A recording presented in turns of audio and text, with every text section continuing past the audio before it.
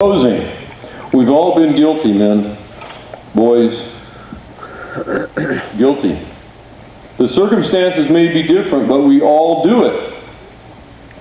Every man you meet is an elaborate poser. Every man feels the world is requiring him to do something that he doubts very much he can do. We're all hiding behind our fig leaves. We're all posing. And we need to talk about the poser, to look at the ways that we either kind of hide and hold back or pretend that we have something we don't. We need to take an honest look at that, not because it's a central issue, but simply because it's in the way. It's in the way of God getting to your true heart. That's what God wants to deal with. He wants to get to the real man inside, wherever he may be, in whatever condition he may be, because that's where God can really go to work and recreate us in His masculine image.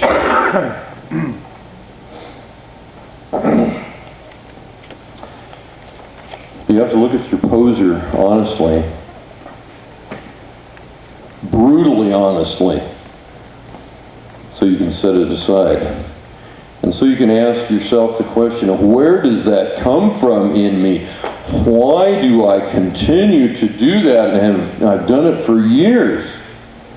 Why is it when I'm in a certain situation, whether it's at work or with my wife or with a group of men who, quite frankly, intimidate me, why do I do those things? Why do I revert to play the poser?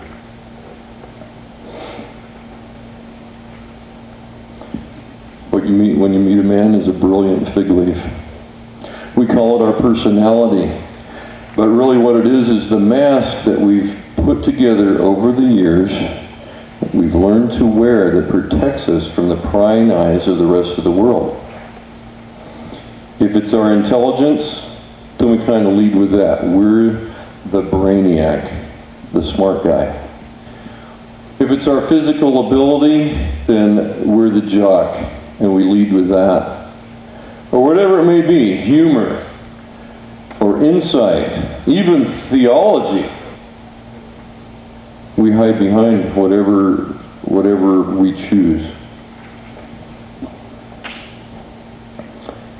So when we're not feeling good on the inside, we have to do something to make us feel good on the outside. And we polish our fig leaf. That's it. But what's behind the fig leaf?